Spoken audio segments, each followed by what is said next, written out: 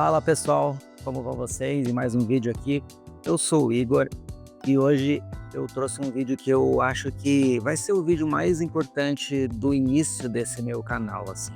Eu digo isso porque desde que eu fiz aquele meu segundo vídeo, que foi o vídeo que eu conversei com a psicóloga, com a doutora Daniela, algumas pessoas vieram me mandar mensagem perguntando sobre como que era fazer terapia, né? Sobre como que era o processo. E aí eu percebi uma coisa que assim não tinha passado pela minha cabeça. Eu percebi que a grande maioria da população nunca fez terapia, não sabe como é, e existem vários mitos e várias dúvidas e várias questões a serem desmistificadas, né? Por isso, hoje nesse vídeo, vocês vão ter o privilégio de poder ouvir mais uma vez a doutora Daniela Pupo para ela explicar como que é fazer terapia. Eu vou fazer para ela algumas perguntas que algumas pessoas fazem mesmo. Eu vi que algumas pessoas perguntam isso na internet, no Google, enfim. Então, por causa dessa curiosidade toda que a terapia causa, nós vamos receber mais uma vez aqui a doutora psicóloga clínica Daniela Pupo. Bom, então primeiro quero agradecer aqui a presença da doutora Daniela mais uma vez, e eu espero que ela participe muito mais com a gente aqui, porque muita gente gostou dela, muita gente elogiou a participação dela aqui. Então eu já vou começar com a primeira pergunta, doutor. A terapia é um processo que envolve muitas dúvidas, né? Como eu disse no começo do vídeo, muitos preconceitos. Você poderia explicar para a gente, de uma forma resumida, o que é a terapia? E, afinal de contas, terapia é coisa de gente louca?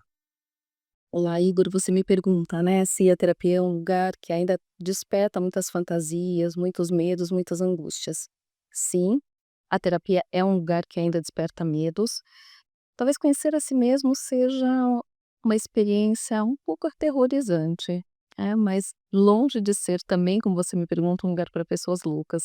Eu acho que é para pessoas muito honestas consigo mesmas, que tentam, buscam se esforçam para ter consciência de si mesmo. Então, mais do que um espaço de cura de sintomas, a terapia é um lugar para você poder se conhecer, para você poder se entender, um lugar para você organizar a sua interioridade, ampliar a consciência dos seus limites, entender as suas relações com o mundo e com as pessoas, entender suas formas de existir nesse mundo, ampliar a sua maneira de se ajustar criativamente à experiência do viver.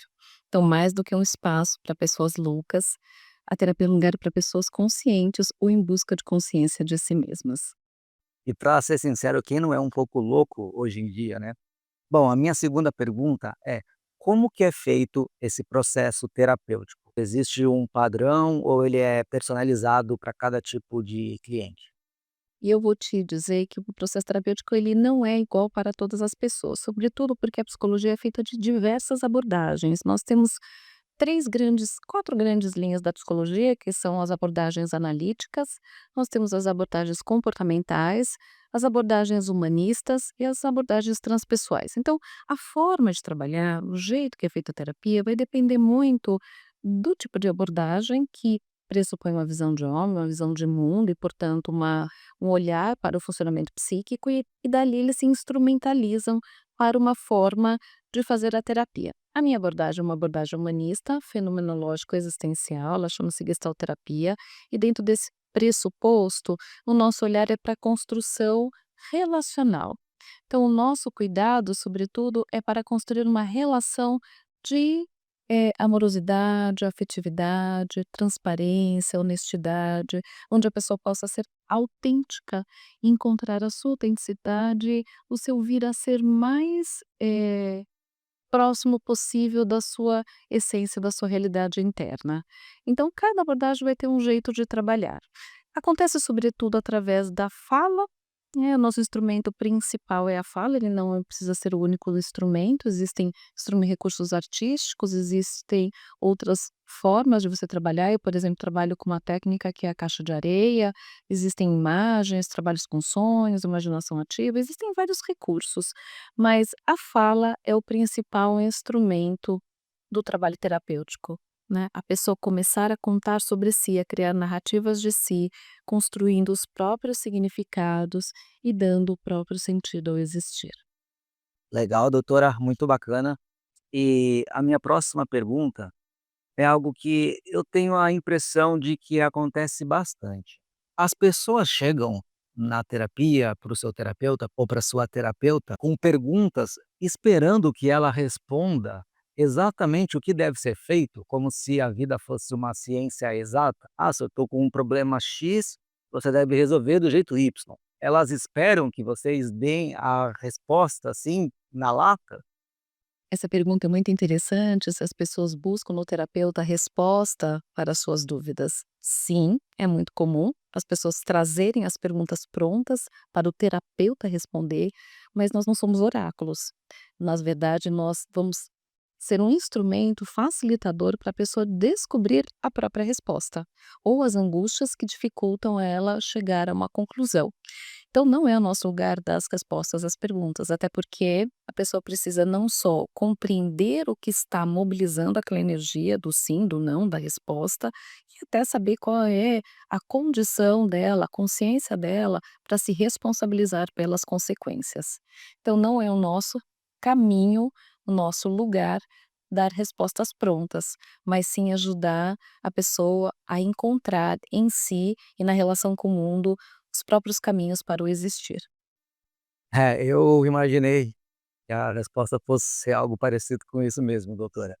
Bom, a minha próxima pergunta é sobre uma observação que eu mesmo tenho feito durante a minha vida, que é a quantidade de pessoas que vão fazer terapia, assim, o número de mulheres é muito maior. Eu conheço muitas mulheres que fazem terapia, mas eu conheço raríssimos homens. Eu consigo lembrar de um amigo meu que faz terapia.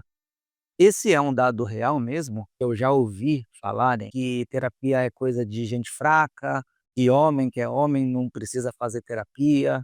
Você pode comentar sobre isso, por gentileza?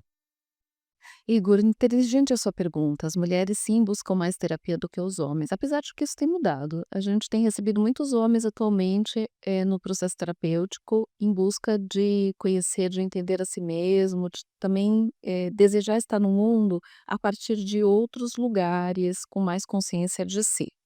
Mas nós vivemos numa cultura, basicamente patriarcal, onde o homem também é jogado para um lugar de fortaleza, de distanciamento no seu sentir, na dificuldade de fazer contato com a sua interioridade, sobretudo de trocar com as pessoas no seu entorno os seus sentimentos.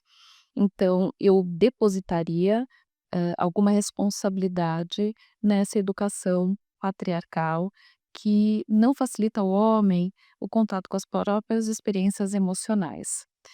No meu doutorado, eu tenho estudado masculinidade, eu vejo o quanto que os homens se cobram e se exigem de ter força, como se força e fraqueza não pudessem existir dentro do mesmo lugar, que eles não tivessem limites perante os desafios da vida. E nós temos sim, temos tanto recursos como temos limites. E é muito honesto reconhecer isso e buscar ajuda para travessias mais difíceis, porque a vida ela tem desafios muito intensos e muitas vezes precisamos sim, não só de ajuda profissional, como também da nossa rede de contatos e de afetos, ajuda para essas jornadas existenciais muito difíceis. É muito triste que haja essa cobrança entre os homens, mas infelizmente a gente ainda vive sob o véu do machismo e é por isso que os homens tiram mais as suas próprias vidas do que as mulheres, né. Os homens eles se cobram muito mais para ser o provedor, para ser a pessoa forte e para nunca demonstrar fraqueza. A minha próxima pergunta é sobre a dificuldade. Qual que é a maior dificuldade que você consegue perceber nas pessoas novas, né, quem está chegando agora para fazer uma sessão ou nas primeiras sessões que seja, qual que é a maior dificuldade que você encontra nesse processo de apresentação, vamos dizer assim? Igor, a maior dificuldade que eu vejo na construção de um processo terapêutico é o vínculo terapeuta-cliente. Esse exige tempo, exige perseverança, exige constância. nos tempos que nós vivemos, de o tempo tecnológico que prevalece, as pessoas querem tudo de maneira muito instantânea. E um processo terapêutico não é possível, não é possível que seja feito de maneira instantânea. As coisas não mudam do dia para a noite, nós não nos construímos durante tanto tempo para depois conseguirmos mudar de maneira rápida quem somos e como estamos no mundo. Então essa paciência, essa perseverança são muito importantes. E quem sustenta, quem é o guardião do processo é o terapeuta, que sustenta a ansiedade do cliente, que busca rapidamente, deseja, né, rapidamente se livrar dos seus sintomas. Mas a gente sabe que isso não é possível, que precisa de tempo para que as coisas possam acontecer na profundidade da interioridade psíquica. Ah, legal que você tocou nesse assunto, porque a minha próxima pergunta era justamente essa, né? O quão importante é a relação de confiança entre o cliente e o seu terapeuta? A confiança terapeuta-cliente, Igor, é tudo para um processo terapêutico. É fundamental, é a pedra angular de um processo terapêutico. Isso exige tempo. Aliás, a relação terapêutica, para mim, é o eixo principal de qualquer cuidado, de qualquer desenvolvimento psíquico em um processo terapêutico. Portanto, tomar tempo nisso e os cuidados necessários são fundamentais para um sucesso no processo terapêutico. Entendido, doutora. Bom, e a minha próxima pergunta ela vai por outro caminho. Se por um lado tem muita gente que nunca fez terapia, não tem a menor ideia de como é, por outro lado, tem muitas pessoas querendo fazer terapia, mas elas não conseguem, elas não têm recursos para fazer terapia. A gente sabe que, geralmente, a terapia não é barata, né, e isso impede o acesso ao tratamento terapêutico de muita gente que gostaria e que precisa muito. Dito isso, eu gostaria de te perguntar se existem grupos, ONGs, projetos, enfim, que forneçam esse serviço de terapia de uma forma mais acessível? Igor, nem todas as pessoas têm recursos para fazer um processo terapêutico com um profissional, particular. Existem sim lugares, existem as clínicas escolas das universidades, que acolhem pessoas que não têm condições de pagar. Nós temos também o CAPS, temos, a U UBSs que também fazem esse trabalho, e sempre dentro dos profissionais que eu conheço, muitos atendem pessoas a preços sociais ou preços simbólicos por um curto período de tempo, fazem ali uma terapia focada, focal, uma terapia breve, enfim, cada abordagem tem ali um nome para esse tipo de terapia. Então existem sim lugares onde as pessoas podem buscar este recurso terapêutico. Por exemplo, o HC, dentro do IPQ, existem vários grupos para os diversos tipos de transtornos mentais. Então também é uma questão de buscar ali esses grupos, esses recursos, para que a pessoa tenha acesso a um trabalho terapêutico, não só um trabalho medicamentoso, né, uma prescrição medicamentosa, que muitas vezes também é muito importante ali no autocuidado. Ah, legal, doutora, é importantíssima essa sua resposta, tá aí, porque eu sei que muita gente gostaria de fazer e não pode pagar, e eu ouço isso direto, direto, e leio muito sobre isso nas redes sociais. Bom, e a minha próxima pergunta é uma pergunta meio polêmica, tá, mas eu gostaria de saber, eu e muitas outras pessoas, existe alta de terapia? Muito legal a sua pergunta sobre alta terapêutica, é uma polêmica sim, existem abordagens que dão alta, existem abordagens que não falam em alta terapêutica, entendendo o processo terapêutico, processo de autoconhecimento, novas e novas camadas podem surgir, como se não tivesse fim. Eu compreendo que existem momentos sim, que a pessoa pode seguir em frente sem um acompanhamento terapêutico, por vontade dela, quando o terapeuta percebe que ela já tem recursos suficientes para seguir em frente, por pedido, né, a pessoa sente que aquela questão principal ela já foi elucidada e gostaria de seguir para outros caminhos. A vida é a grande escola, é ali que a gente aprende realmente a crescer, a se desenvolver, a crescer espiritualmente, cada um dentro das suas crenças. Então, o processo terapêutico é um dos caminhos, mas não é o único caminho da vida para o desenvolvimento psíquico e espiritual de uma pessoa. Ah, muito bom saber. porque é muito comum as pessoas falarem: "Ai, mas eu vou lá ter que fazer terapia, eu vou ter que fazer pela vida toda, né".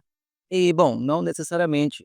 Eu sei que tem gente que faz pela vida toda, já ouvi muitos relatos de pessoas que têm feito terapia durante a vida toda, há 20, 30 anos fazendo terapia, mas não necessariamente a gente precisa fazer. E mais uma vez eu te agradeço por contribuir mais uma vez aqui com o nosso canal, com essas dicas tão valiosas aí, com essas informações que quebram tabus, quebram preconceitos. O que eu busco nesse canal aqui é poder ajudar as pessoas de alguma maneira. Então, obrigado, doutora. Igor, eu te agradeço o convite. Entendo que esse espaço, como qualquer espaço que fale sobre saúde mental para as pessoas que muitas vezes têm medos, inseguranças ou dúvidas, esses espaços são fundamentais no mundo de hoje, que as pessoas têm sofrido muito em silêncio. E precisam sim, muitas vezes, de um empurrão, ou de um acolhimento, ou de uma orientação, para poderem buscar ajuda, para poder buscar terapia, para recorrer a um amigo ou uma pessoa próxima e compartilhar o seu sofrimento psíquico. Parabéns pelo seu trabalho e obrigada pelo convite. Bom, pessoal, eu espero que vocês tenham gostado desse papo com a doutora Daniela. Eu vou deixar os links dela, os contatos na descrição do vídeo, caso alguém queira ter contato com ela. E, pessoal, eu não gosto de pedir like, essas coisas, eu detesto, eu fico mal. Mas se não tiver like, comentário, clicada no sininho e pessoas seguindo, eu não vou conseguir continuar. Eu tenho planos para trazer um monte de profissional legal, já tem 3 na fila. Só que para eu poder convencê-los de vir, eu preciso que o canal tenha uma certa relevância. E isso depende do engajamento de vocês, dos likes, dos comentários, dos compartilhamentos, dos seguidores. Então é isso, pessoal. Se vocês puderem, por favor, dar uma força aí, passa o vídeo para o seu amigo, para sua amiga que nunca fez terapia, para sua mãe, para o seu pai. Eu duvido que o pai de alguém aqui já tenha feito terapia. Não sei, talvez eu esteja pensando muito sobre o meu pai. Mas enfim, pessoal, é isso. Obrigado e até o próximo vídeo, viu? Valeu, pessoal!